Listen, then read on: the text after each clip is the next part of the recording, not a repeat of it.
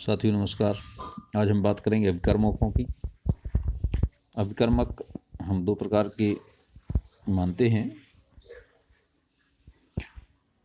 वे अभिकर्मक जो इलेक्ट्रॉनिक में प्रदान करते हैं नाभिक स्नेही या नाभिक रागी अभिकर्मक कहलाते हैं। अंग्रेजी में इनको न्यूक्लियोफिलिक रिएजेंट कहते हैं। इनको NU के द्वारा दर्शाते हैं, जिस तरह से यहाँ लिखा गया है। ये चूँकि नाभिक धनावेशित होता है इसलिए उसके नाम पे ही इनको नाभिक स्नेही कहते हैं, क्योंकि इनके पास देने को इलेक्ट्रॉन में रहता है और जहाँ पे इलेक्ट्रॉन की न्यूनता होती है वहाँ पे ये आक्रमण करते हैं। दूसरे प्रकार के अभिकर्मक वे अभिकर्मक होते हैं जिनके पास इलेक्ट्रॉन ग्रहण करने की क्षमता होती है, यानी इनके पास इलेक्ट्रॉन की कमी होती है। ये अपने इलेक्ट्रॉन की पूर्ति करना चाहते हैं, इसलिए ये इलेक्ट्रॉन रागी या इलेक्ट्रॉन स्नेही कहलाते हैं। और इनसे होने वाली जो क्रिया है वो इलेक्ट्रॉन स्नेही क्रिया कहलाती है। अर्थात नाभिक स्नेही से क्रिया होने वाली जो क्रिया होती है वो नाभिक स्नेही क्रिया होती है, और जो इलेक्ट्रॉन स्नेही कर्मक से क्रिया होती है वो इलेक्ट्रॉन स्नेही क्रिया कहलाती है।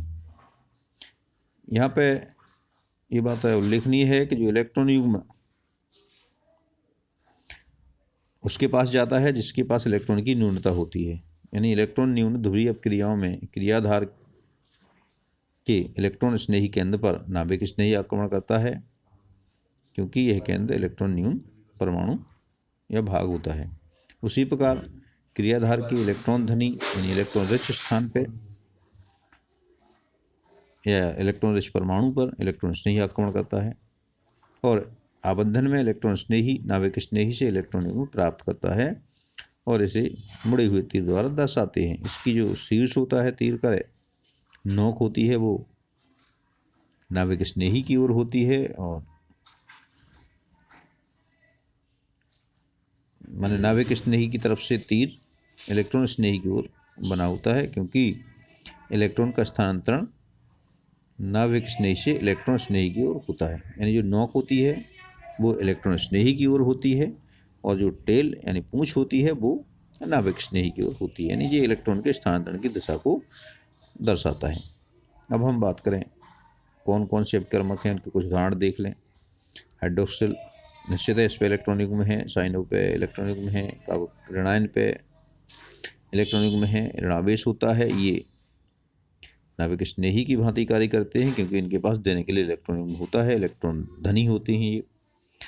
इसके विपरीत कार्बोधनायन जिनमें एथिल धनायन है या कार्बोनिल समूह है, या जिन कार्बनों पर केवल 6 इलेक्ट्रॉन होते हैं, जिन पर धनावेश होता है, वे इलेक्ट्रॉन न्यून होते हैं, ये इलेक्ट्रॉन स्नेही होते हैं। ध्रुवीय परमाणुओं में आंशिक धनावेश वाला परमाणु इलेक्ट्रोफिलिक तथा ऋणावेश वाला परमाणु न्यूक्लियोफिलिक यानी नाभिक स्नेही कहलाता है। इसके कुछ उदाहरण आपको यहाँ पे स्क्रीन पे दिखाए जा रहे हैं। ये उसकी कुछ एग्जाम्पल हैं, जैसे BF3 है, Cl+ है, CH3+U है, NO2 है। ये आपके इलेक्ट्रोफिलिक रिएजेंट की तरह काम करते हैं, और ये जो यहाँ दर्शाए जा रहे हैं ये न्यूक्लियोफाइल्स हैं, ये न्यूक्लियोफिलिक रिएजेंट की तरह काम करते हैं। कार्बनिक अपक्रियाओं में इलेक्ट्रॉन का संचलन किस तरह होता है, इलेक्ट्रॉन युग्म का विस्थापन कैसे होता है, इसकी 3 विधियां हैं, यानी 3 प्रकार से इलेक्ट्रॉन का संचलन होता है। एक तो पाई आबंध से निकटवर्ती आबंध की स्थिति पर इलेक्ट्रॉन का संचलन होता है। ये देखिए यहाँ पे, जैसा कि आप जानते हैं कि जो 2 परमाणु के बीच जो पहला बॉन्ड बनता है वो हमेशा सिग्मा बॉन्ड बनता है, जो दूसरा बनता है वो तीसरा बनता है वो पाई बनता है। तो पाई इलेक्ट्रॉन का स्थानांतरण कहाँ से होगा, डबल बॉन्ड या ट्रिपल बॉन्ड के पाई इलेक्ट्रॉन का स्थानांतरण बगल वाले सिंगल बॉन्ड पे होगा, और परिणाम स्वरूप क्या होगा, जहाँ डबल बॉन्ड था वहाँ पे सिंगल बॉन्ड हो जाएगा, और जहाँ सिंगल बॉन्ड था पाई इलेक्ट्रॉन के स्थानांतरण के कारण वहाँ पे डबल बॉन्ड बन जाएगा।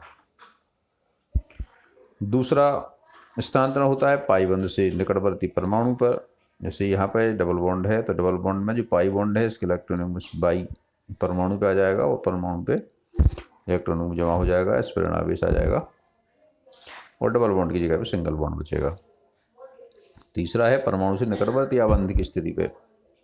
जैसे यहाँ पे बाई पे इलेक्ट्रॉनिक में है, ये बगल की बॉन्ड पे स्थानांतरित हो जाएगा तो यहाँ पे सिंगल बॉन्ड की जगह पे डबल बॉन्ड बन जाएगा और यहाँ का इलेक्ट्रॉनिक खत्म हो जाएगा।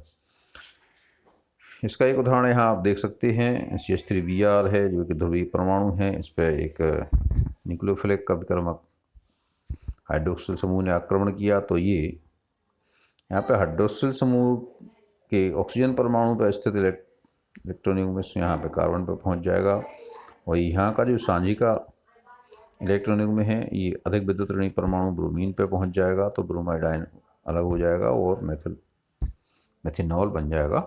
इस तरह से ये इलेक्ट्रॉन का स्थानांतरण हम समझ सकते हैं। कभी कभी एक इलेक्ट्रॉन का स्थानांतरण भी होता है तो उसको हम फिर द्वारा दर्शाते हैं, जैसा कि हम पिछले भाग में पढ़ चुके हैं। अब देखें सहसंयोजी आबंधों में इलेक्ट्रॉन के विस्थापन का क्या प्रभाव होता है। इन प्रभाव को हम प्रेरणिक प्रभाव के माध्यम से समझा सकते हैं। इसको समझने के लिए हम एक उदाहरण की सहायता लेंगे।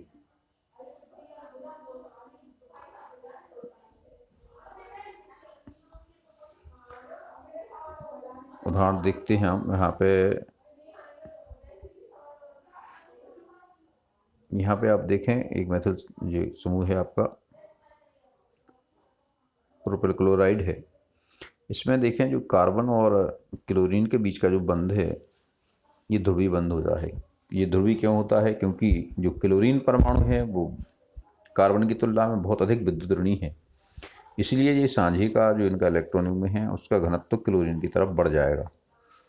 तो इलेक्ट्रॉन बीच में न रह करके क्लोरीन की तरफ पहुंच जाएगा। क्लोरीन की तरफ पहुंचने के कारण इस पर क्लोरीन पे आंशिक ऋणावेश आएगा और कार्बन पे इसके विपरीत आवेश आंशिक धनावेश आएगा, क्योंकि यहाँ पे इलेक्ट्रॉन की कमी हो जाएगी। इलेक्ट्रॉन घनत्व यहाँ कम रहेगा, कार्बन पे इलेक्ट्रॉन घनत्व कम रहेगा, क्लोरीन पे इलेक्ट्रॉन घनत्व ज़्यादा हो जाएगा। अब यहाँ पे जो इलेक्ट्रॉन न्यूनता उत्पन्न हुई इसका परिणाम ये होता है कि ये बगल वाले जो बंध है इस बंध के इलेक्ट्रॉन को अपनी ओर थोड़ा सा आकर्षित कर लेगा, ये डिस्प्लेसमेंट यहाँ हो जाएगा। इसके कारण जो बगल वाला 2 नंबर का कार्बन है इस पे भी आंशिक धनावेश उत्पन्न हो जाएगा, लेकिन इसका आकर्षण कम रहने के कारण ये इस पर जो आंशिक धनावेश है वो पहले कार्बन की तुलना में और कम रहेगा। यहाँ पर जो डेल्टा दिखा रहे हैं ना, डेल्टा यानी छोटा भाग, और 2 डेल्टा दिखा दिए मैंने और कम है ये। अब 2 नंबर के कार्बन पे भी इलेक्ट्रॉन न्यूनता उत्पन्न होगी। इसको पूरा करने के लिए इस बगल वाले बॉन्ड से इलेक्ट्रॉन खिसकेगा, इलेक्ट्रॉन यहाँ से घनत्व उसका इधर ज़्यादा हो जाएगा दूसरे नंबर की तरफ, तो तीसरे नंबर पर भी छोटा सा आवेश आ जाएगा, लेकिन उसकी जो मात्रा है वो दूसरे नंबर वाले कार्बन की तुलना में कम होगी। यहाँ पे हम इसको ट्रिपल डेल्टा करके दिखाते हैं। इस तरह से ये जो प्रभाव है वो स्थानांतरित होता जाता है एक परमाणु से दूसरे परमाणु की ओर। इसको हम प्रेरणक प्रभाव कहते हैं। अब आइए इसको हम परिभाषित करेंगे, ऐसे लिखेंगे। जब भिन्न विद्युत ऋणात्मकता के 2 परमाणुओं के मध्य निर्मित सहसंयोजक आबंध में इलेक्ट्रॉन असमान रूप से सहभाजित होते हैं, यानी इलेक्ट्रॉन घनत्व उच्च विद्युत ऋणी तत्व की ओर परमाणु की ओर अधिक होता है, अर्थात आबंध में ध्रुवणता यानी पोलरिटी उत्पन्न हो जाती है।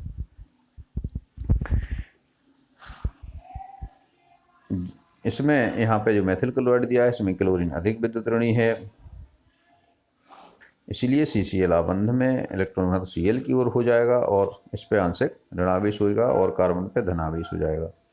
इस तरह से ये जो प्रभाव एक से दूसरे कार्बन पर स्थानांतरित होता है इसको ही हम प्रेरणिक प्रभाव कहते हैं। ये प्रभाव 3 कार्बन तक तो उल्लेखनीय रहता है, और लेकिन 3 कार्बन के बाद इसमें अत्यंत न्यून प्रभाव रहता है, यानी ये लगभग लुप्त ही हो जाता है। इसलिए हम इसको लगभग 3 कार्बन तक ही लेते हैं। तो एक सिग्मा बंध की ध्रुवता के कारण समीप के सिग्मा बंधों में उत्पन्न ध्रुवता को ही हम प्रेरणिक प्रभाव या इंडक्शन इफेक्ट कहते हैं। ये आपको पता ही है, ये 3 कार्बन तक प्रभावी रहता है, 3 के बाद ये लुप्त हो जाता है। इसकी प्रबलता कार्बन से जुड़े प्रतिस्थापी समूह पर निर्भर करती है। माने जो कितना इलेक्ट्रॉन खींचेगा ये उस पर निर्भर करती है।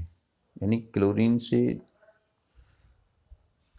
की जगह यदि हम ब्रोमीन को लेते हैं तो ये कम ध्रुवता उत्पन्न करेगा, क्योंकि ब्रोमीन की विद्युत ऋणता क्लोरीन से कम है। ऐसे इलेक्ट्रॉन आकर्षी समूह के अंतर्गत हम इनको ले सकते हैं। हेलोजेंस हैं पहले तो fluorine, chlorine, bromine, iodine. Nitro समूह है, साइनाइड समूह है, कार्बोक्सी समूह है, एस्टर एरिलॉक्सी समूह है। ये इलेक्ट्रॉन आकर्षी हैं, ये अपनी ओर इलेक्ट्रॉन को खींच लेते हैं, यानी कार्बन पे आंशिक धनावेश उत्पन्न करते हैं। और कुछ इलेक्ट्रॉन दाता समूह इसके विपरीत होते हैं, ये आपको इलेक्ट्रॉन देते हैं, माने कार्बन की तरफ इलेक्ट्रॉन भेजते हैं जी। इस तरह से हम इस प्रेरक प्रभाव को हम 2 वर्गों में बांट सकते हैं। जो इलेक्ट्रॉन आकर्षी होते हैं वो ऋण आई प्रभाव दर्शाते हैं, यानी इलेक्ट्रॉन आकर्षी प्रेरक प्रभाव। ये जो इलेक्ट्रॉन आकर्षित करते हैं इनके द्वारा उत्पन्न प्रभाव को ऋण आई प्रभाव कहते हैं। और जो इलेक्ट्रॉन प्रतिकर्षी हैं, जो इलेक्ट्रॉन उसकी तरफ देते हैं कार्बन की ओर, तो इसको हम धनाई प्रभाव के नाम से जानते हैं। तो ये आपका धनाई प्रभाव है। और धनाई उत्पन्न करने वाले कौन से हैं? मेथिल समूह है, इससे ज़्यादा प्रबलता और बड़े वाले समूह की एथिल समूह की है। और जो द्वितीयक है, द्वितीयक प्रोपेल है तो इसकी और अधिक प्रबलता है, तृतीयक ब्यूटिल की और अधिक प्रबलता है। नहीं प्रबलता जितने मेथिल समूह उसमें जुड़ते जाते हैं उसकी इलेक्ट्रॉन दान करने की क्षमता बढ़ती जाती है और उसका जो धनाई प्रभाव है वो बढ़ता जाता है। हम इस तरह से दर्शाने के लिए भी इसमें हम तीर की दिशा से देख सकते हैं। जिस ओर इलेक्ट्रॉन का घनत्व शिफ्ट होता है उसी ओर तीर की नोक होती है, यानी भाले की नोक उस तरफ होती है जिस तरफ इलेक्ट्रॉन युग्म यानी इलेक्ट्रॉन का जो घनत्व बढ़ जाता है। चूँकि इसमें बीच में रहता है इलेक्ट्रॉन का युग्म जो है स्थानांतरित नहीं होता है पूरी तरह से, इसलिए तीर की नोक बीच में रहती है। केवल दिशा दिखाने के लिए बताया जाता है आपको कि यहाँ पर जैसे आप देखें तो इलेक्ट्रॉन युग्म का घनत्व किसकी ओर ज़्यादा है? नाइट्रोजन की ओर जा रहा है। इसके विपरीत अगर धनाई प्रभाव है तो इलेक्ट्रॉन का घनत्व कहाँ जाएगा? कार्बन की ओर शिफ्ट होगा। तो ये इसकी दिशा उल्टी रहेगी। तो यह प्रभाव अणु में उपस्थित किसी परमाणु या समूह के कारण उत्पन्न होता है। ये किसी अभिकारक के प्रभाव में भी होता है। कभी कभी कोई बाहर से अभिकारक है उससे भी ये प्रभाव उत्पन्न हो जाता है, और ये कभी कभी उसी अणु में उपस्थित किसी समूह या परमाणु के कारण भी होता है, और ये स्थायी रहता है। आज के लिए इतना ही। अब कल हम दूसरे प्रभाव की चर्चा करेंगे।